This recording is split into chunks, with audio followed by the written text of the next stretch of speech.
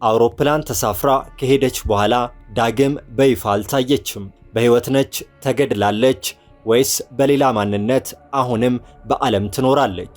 ይህ የዶክተር ሩጃ ኢግናቶቫ አስደናቂና አስገራሚ የሕይወት ጉዞ ነው። ይህንን ጉዳይ አብረን የምንመረምር ይሆናል። አንዲት ሴት በዓለም ዙሪያ ከ4 ቢሊዮን ዶላር በላይ ገንዘብ በማሰባሰብ ሺዎችን አስደነቀች።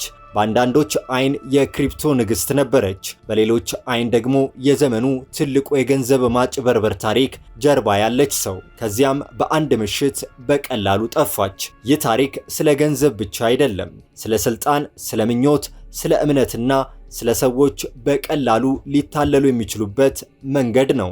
ዛሬ ከተራ ተማሪ እስከ ዓለም አቀፍ ዝና ከዚያም እስከ ዓለም አቀፍ ደረጃ በጣም የሚፈለጉ ሰዎች ዝርዝር ውስጥ መግባት የቻለችም ናት። እውነታው ምንድነው? እሷ የቴክኖሎጂ ባለራዕይ ነበረች ወይስ በታሪክ ውስጥ ትልቁን የፋይናንስ ማጭበርበር ያደረገች ሰው? ይህንን ቪዲዮ እስከ መጨረሻው ተከታተሉ፣ ምክንያቱም የዶክተር ሩጃ ኢግናቶቫ ታሪክ ከሚያስደንቋችሁ በላይ ብዙ ያልተነገሩ ጥያቄዎችን ይተውላችኋል። እስከ መጨረሻው ላይክ፣ ሼር እና ሰብስክራይብ በማድረግ አብራችሁን ቆዩ። ዶክተር ሩጃ ኢግናቶቫ በቡልጋሪያ ተወልዳ በጀርመን ያደገች፣ በኦክስፎርድ ዩኒቨርሲቲ የታወቀችና በሕግ የዶክትሬት ዲግሪ ያገኘች ከፍተኛ ምሁር ነበረች። ታሪኳ የሚጀምረው በ2014 እንደ አውሮፓውያን አቆጣጠር እንደ ቢትኮይን ያሉ የዲጂታል ገንዘቦች ዓለምን ማወዝወዝ በጀመሩበት ወቅት ነው። ሩጃ ዋንኮይን የተሰኘ አዲስ የዲጂታል ገንዘብ አስተዋወቀች። ቢትኮይንን የሚተካና በዓለም አቀፍ ደረጃ በቢሊዮን የሚቆጠሩ ሰዎችን ባለሀብት የሚያደርግ የሳንቲም አብዮት በማለት አስተዋወቀችው። በለንደን ዌምብሌ አሬናን ጨምሮ በዓለም አቀፍ ደረጃ በሚካሄዱ ግዙፍ መድረኮች ላይ ውድ አልባሳትን በመልበስና አልማዞችን በማንጸባረቅ የታደሙትን በአስደናቂ ንግግሮቿ ታስደምም ነበር። የዋንኮይን ትልቁ ሚስጥር ከጀርባው ምንም አይነት የብሎክቼን ቴክኖሎጂ ወይም እውነተኛ የክሪፕቶ ገንዘብ አለመኖሩ ነው። ዋንኮይን እውነተኛ የገበያ ዋጋ ሳይኖረው ከአዲስ ገዢዎች የሚሰበሰበውን ገንዘብ ለነባር አባላት ክፍያ በመስጠት ባለሀብት እያደረግናቸው ነው የሚል የሐሰት ቅዠት በመፍጠር የተገነባ መዋቅር ነበር። የተሰበሰበው ገንዘብ ከ4 ቢሊዮን ዶላር በላይ በዓለም ዙሪያ ከ4 ቢሊዮን ዶላር በላይ ይደርሳል። ተጎጂዎቹ ደግሞ በቻይና፣ አውሮፓ፣ አፍሪካና አሜሪካ የሚኖሩ ሚሊዮኖች ይገኙበታል። የቴክኖሎጂ መዋቅሩ ምንም አይነት የህዝብ ብሎክቼን ያልነበረበት ተራ የኤክሴል ሰንጠረዥም ነበር። በ2017 እንደ አውሮፓውያን አቆጣጠር የዓለም ሀገራት የህግ አካላትና ተንታኞች በዋንኮይን ላይ ጥርጣሬ ማሳደርና ምርመራ መጀመር ሲጀምሩ ዶክተር ሩጃ የመጨረሻውንና አስደናቂውን ውሳኔ ወሰደች። ከሶፊያ ቡልጋሪያ ወደ አቴንስ ግሪክ የሚበረውን የራያኔር አውሮፕላን ላይ ተሳፍራ ከተጓዦች በኋላ የውሃ ሽታ ሆና ቀረች። የአሜሪካው የፌዴራል ምርመራ ቢሮ ኤፍቢአይ በ10 በጣም በሚፈለጉ ወንጀለኞች ዝርዝር ውስጥ ብቸኛዋ ሴት አድርጎ አካተታት። እስካሁን ድረስ በሕይወት አለች? መልኳ በፕላስቲክ ሰርጀሪ ቀይራለች ወይስ በግሪክ ማረፊያዎች ተገድላለች የሚለው ጥያቄ የዓለም አቀፍ መገናኛ ብዙሃን እንቆቅልሽ ሆኖ ቀጥሏል። ዋንኮይን ሰዎችን የሳበው በፋይናንስ ምርትነቱ ብቻ ሳይሆን አባላቱን እንደ አንድ ሃይማኖታዊ ወይም ልዩ ቡድን አድርጎ በማደራጀቱ ነው።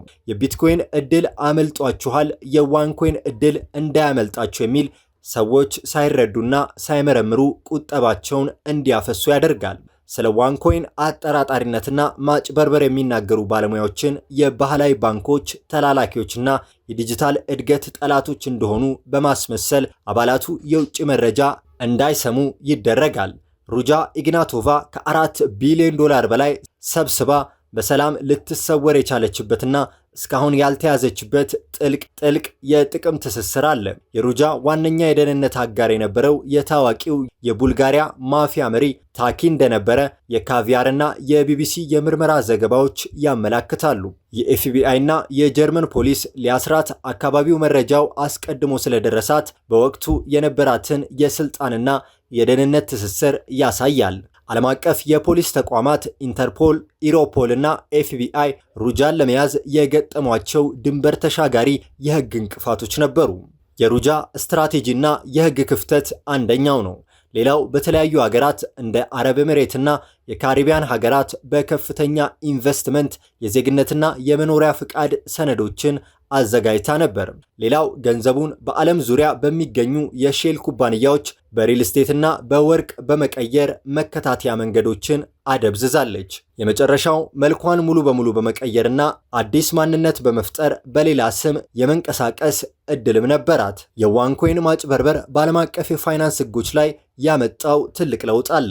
ማንኛውም የክሪፕቶ ከረንሲ ተቋም የደንበኞቹንና የባለቤቶቹን ማንነት በግልጽ ማወቅና ማሳወቅ እንዳለበት የሚያስገድድ ጥብቅ የዓለም አቀፍ ሕግ እንዲወጣ ምክንያት ሆኗል። ባለሀብቶች አንድን የዲጂታል ገንዘብ ከመግዛታቸው በፊት የብሎክቼን ቴክኖሎጂውን ክፍት መሆኑን ማረጋገጥ እንዳለባቸው ትልቅ ትምህርት ሰጥቷል። ሩጃ ከ2017 ጀምሮ የውሃ ሽታ ሆና የቀረችው በድንገት ሳይሆን አስቀድማ በረቀቀ መንገድ ባዘጋጀችው የመሰወሪያ ስትራቴጂ ነው። ከተሰበሰበው ቢሊዮን ዶላር ውስጥ ትልቁን ድርሻ በካይማን ደሴቶች፣ ፓናማና ዱባይ ባሉ በሌሎች ሰዎች ስም በተከፈቱ የሼል ኩባንያዎች እንዲበታተን ተደርጓል። ከኦንላይን ዓለም የግል መረጃዎችንና መገናኛዎችን በሙያተኞች ማጽዳት፣ በሚስጥር የተቆለፉ ስልኮችና ሳተላይት መገናኛዎችን ብቻ በመጠቀም የሲግናል መከታተያዎችን ማታለል የተጠቀመችበት መንገድ ነበር።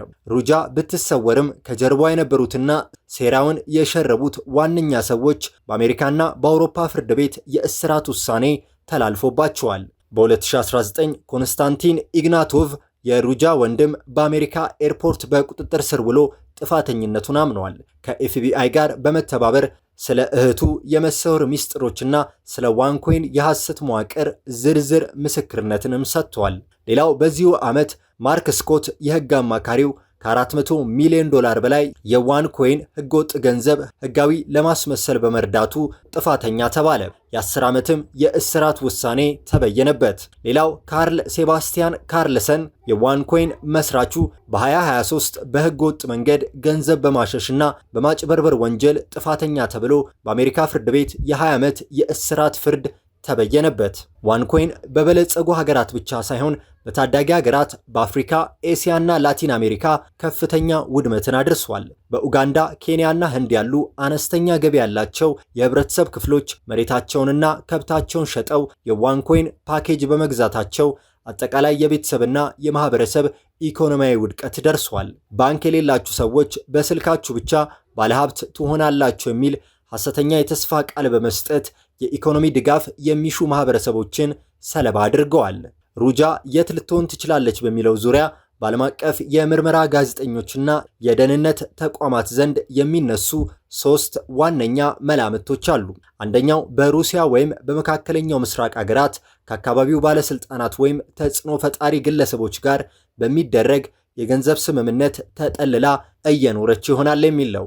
ሁለተኛው በፕላስቲክ ሰርጀሪ የፊቷን ቅርጽ በመቀየርና በሌሎች ሀገር ህጋዊ የዜግነት ሰነድ አዘጋጅታ ሙሉ በሙሉ አዲስ ሰው ሆና እየኖረች ነው። ሌላው በ2023 የወጡ በቡልጋሪያ የምርመራ ዘገባዎች እንደሚጠቁሙት የገንዘብ ሚስጥሯንና መከታተያ መንገዷን ለማጥፋት ሲባል በ2018 በራሷ ጥበቃዎች የተገደለችበት እድል ከፍተኛ ነው። ዋንኮይን በቢሊዮን የሚቆጠሩ ህገወጥ ገንዘቦችን ሲያዘዋውር የነበረው በስብዕና ማታለል ብቻ ሳይሆን የዓለም አቀፍ ባንኮች የፍተሻ ስርዓት ክፍተቶችን በመጠቀሙ ነበር። እንደ ባንክ ኦፍ አየርላንድ፣ ቢኤንዋይ፣ ሜሎን ባንክ ያሉ ግዙፍ ባንኮች ከዋንኮይን ጋር የተያዙ በመቶዎች ሚሊዮን የሚቆጠሩ ዶላሮችን ሳያረጋግጡ ማሳለፋቸው በወቅቱ ትልቁ የምርመራ ርዕስ ሆኖ ነበር። የዚህ ክስተት መጋለጥ ዓለም አቀፍ የፋይናንስ ተቋማት ከክሪፕቶ ኩባንያዎች ጋር የሚያደርጉትን የገንዘብ ዝውውር በከፍተኛ ደረጃ እንዲያጠብቁና አጠራጣሪ ሂሳቦችን ወዲያውኑ ለህግ አካላት እንዲያሳውቁ አስገድዷቸዋል። ሩጃንና የዋንኮይን መዋቅር በመጋለጡ ረገድ ይፋዊ የፖሊስ ተቋማት ብቻ ሳይሆኑ የኦንላይን ማህበረሰቦችና የሳይበር መርማሪዎች ከፍተኛ ሚናን ተጫውተዋል።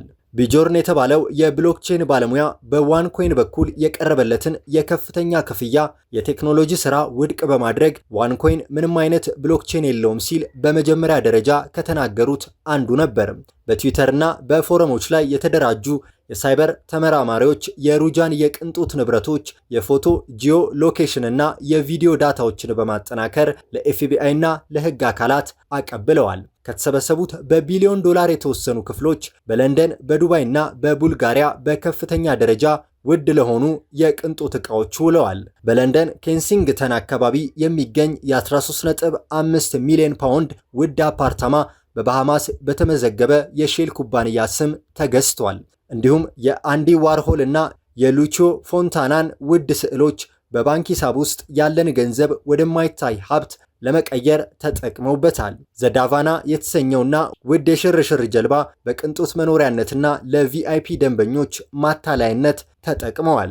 የዋንኮይንና መሰል የፋይናንስ ማጭበርበሮች በዓለም አቀፍ ደረጃ በክሪፕቶ ኢንዱስትሪው ላይ አዳዲስ የሕግ ማዕቀፎች እንዲወጡ ትልቅ ገፋፊ ሆኗል። ማንኛውም የክሪፕቶ አውጪ ድርጅት ነጭ ወረቀት ማዘጋጀት፣ የፋይናንስ አቅሙን ማሳወቅና የደንበኞችን ገንዘብ ከራሱ ካፒታል ለይቶ ማስቀመጥ እንዳለበት የሚያስገድድ ጥብቅ ሕግ እንዲወጣ አድርጓል።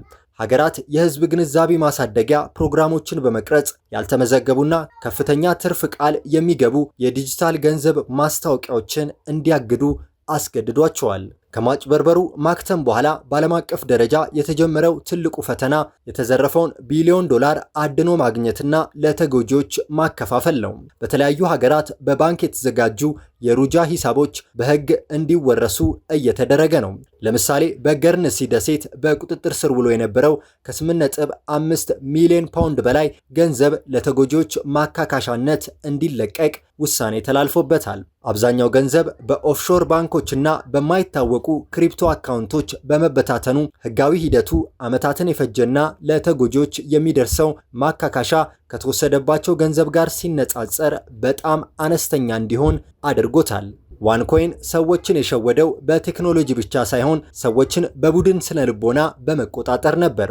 ዋንኮይን ባለሀብቶቹን እኛ የፋይናንስ አብዮት መሪዎች ነን፣ ተቺዎቻችንና ጋዜጠኞች ደግሞ ባህላዊ የባንክ ስርዓት እንዳይፈርስ የሚታገሉ ምቀኞች ናቸው የሚል አስተሳሰብ እንዲያዳብሩ ያደርግ ነበር። አሁን ካልገዛችሁ የቢትኮይንን እድል እንዳመለጣችሁ ሁሉ ይሄም ያመልጣችኋል የሚል የችኮላና የስግብግብነት ስሜት በመፍጠር ሰዎች ሳያሰላስሉ ገንዘባቸውን እንዲያስረክቡ አድርገዋል። ሩጃ በጥቅምት 2017 ከሶፊያ ወደ አቴንስ አየር መንገድ በራያናር በረራ አድርጋ ከመሰወሯ በፊት የደህንነት መዋቅሮች መረጃ ታገኝ እንደነበረ ማስረጃዎች ይጠቁማሉ።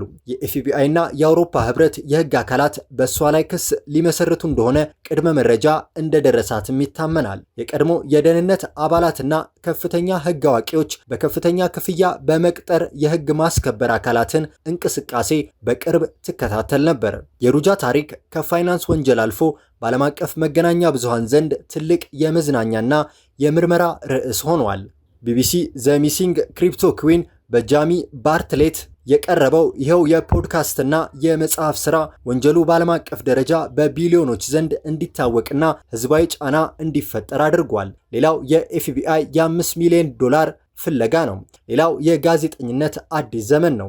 የፖንዚ ማጭበርበሮችን ለመመርመር የመረጃ መረብና የምርመራ ጋዜጠኝነት ተቀናጅተው መስራት እንዳለባቸው ማሳያ ሆኗል። ዋንኮይን ሰዎችን በስርዓቱ ውስጥ አጥምቆ ለማቆየት የተጠቀመበት ሌላኛው ብልሃት ኤክስኮይን የተሰኘ የውሸት የውስጥ የንግድ መድረክ መፍጠሩ ነበር። የዋንኮይን ዋጋ በነፃ ገበያ የአቅርቦትና የፍላጎት ሳይሆን በኩባንያው የሶፍትዌር ሰራተኞች በየቀኑ በሰው ሰራሽ መንገድ ከፍ እንዲል ይደረግ ነበር። ይህም ለተቀጣሪዎች ገንዘባችን በየቀኑ እያደገ ነው የሚል የሐሰት ደስታ ይሰጥ ነበር። አባላት የተቀማጭ ገንዘባቸውንና የሰራችሁትን ትርፍ ወጪ ማድረግ ሲፈልጉ በቀን ይህንን ያህል ብቻ ነው ወጪ ማድረግ የምትችሉት የሚሉ ፈታኝ ደንቦችን በማውጣት ገንዘቡን ከስርዓቱ ወጥቶ ወደ እውነተኛው ባንክ እንዳይሄድ ይቆልፉት ነበር። ሩጃና ህገወጥ አጋሮቿ የሀገራትን የህግ መላላክና የፖለቲካ ክፍተቶች በመጠቀም የህግ ተጠያቂነትን ያሸሹበትን መንገድ አለ። ከአሜሪካ ወይም ከአውሮፓ ህብረት ጋር የወንጀለኛ አሳልፎ መስጠት ስምምነት የሌላቸው ሀገራት ለካፒታል መሸሸጊያነትና ለመኖሪያነት መርጠዋል። በወቅቱ የበርካታ ሀገራት የፋይናንስ ቁጥጥር ተቋማት በድንበር ተሻጋሪ የዲጂታል ገንዘቦች ላይ ስልጣን ወይም ግልጽ ህግ ያልነበራቸው መሆኑ ለዋንኮይን ነፃ የመንቀሳቀስ እድል ሰጥቶታል። ዋንኮይን አባላቱ እውነተኛ መረጃን እንዳያገኙ የማህበራዊ ሚዲያ መድረኮችን በራሱ ጥቅም ስር አውሎ ነበር። በዩቲዩብ እና በፌስቡክ ግሩፖች አሉታዊ ወይም አጠራጣሪ አስተያየቶችን የሚጽፉ አባላትን ወዲያውኑ ብሎክና መልእክቶችን ያጠፋ ነበር። በተከፈሉ የኦንላይን ጋዜጦች ደግሞ ክፍያ በመክፈል የታወቁ የንግድ መጽሔቶችን ገጽ በማስወጣት ሩጃን የዓመቱ ምርጥ ሥራ አስፈጻሚ አድርጎ ያቀርብ ነበር። ሌላው በጎግል ላይ ስለ ዋንኮይን ማጭበርበር የሚናገሩ መጣጥፎች ወደ ታች እንዲወርዱ የሐሰት አዎንታዊ ጽሑፎችን በብዛት ይለቅ ነበር። የዋንኮይን ማጭበርበር ሙሉ በሙሉ ከመፍረሱ በፊት በኩባንያ ውስጥ በነበሩት ከፍተኛ ሰራተኞችና በሩጃ መካከል የተደረጉ ምስጢራዊ የኢሜል ልውውጦች የሴራውን ጥልቀት ያሳያሉ። እንደ አውሮፓውያን አቆጣጠር በ2014 ሩጃ ለዋንኮይን መስራች ለካርል ሴባስቲያን ካርልሰን በጻፈችው ምስጢራዊ ኢሜል ላይ ገንዘቡን ሰብስበን እንሰወራለን፣ የችግሩን ተጠያቂ ደግሞ በሌሎች ሰዎች ላይ እንጥላለን ስትል አስቀድማ ያቀደችውን አሰራር ዘርዝራ ነበር። የኩባንያው አይቲ ሰራተኞች የነበሩ ግለሰቦች የሲስተሙን የውሸት አሰራር ለጋዜጠኞችና ለሕግ አካላት አውጥተው በመስጠታቸው የሩጃ የውሸት ግዛት ፍጹም ውድቀት ማፋጠን ችለዋል። የሩጃ ኢግናቶቫ ታሪክ አንድ ሰው በእውቀት በንግግር ችሎታና በሰዎች ተስፋ ላይ ተመስርቶ ምን ያህል ትልቅ ተጽዕኖ ሊፈጥር እንደሚችል ያሳያል። እስከዛሬ ድረስ እሷ የት እንዳለች በእርግጠኝነት የሚያውቅ የለም። አንዳንዶች በሕይወት እንዳለች ያምናሉ፣ ሌሎች ደግሞ ታሪኳ ከዚህ በፊት እንደተቋጨ ይገምታሉ። የእውነቱ መልስ ግን እስካሁን ድረስ አልተገኘም። ነገር ግን ከዚህ ታሪክ የምንማረው አንድ ትልቅ ትምህርት አለ። ትልቅ ተስፋ የሚሰጥ እያንዳንዱን ዕድል እውነተኛ መሆኑን ማረጋገጥ ያስፈልጋል። በተለይም በፋይናንስ እና በኢንቨስትመንት ዓለም ውስጥ ጥንቃቄና መረጃን መፈተሽ በጣም አስፈላጊ ነው። የተወደዳችሁ ቤተሰቦቻችን የዛሬው መሰናዷችን ይህንን ይመስል ነበር። ሐሳብ አስተያየታችሁን ኮመንት ላይ አስፍሩልን። ቪዲዮን ከወደዳችሁት ላይክ፣ ሼር እና ሰብስክራይብ ማድረጋችሁ እንዳይረሳ።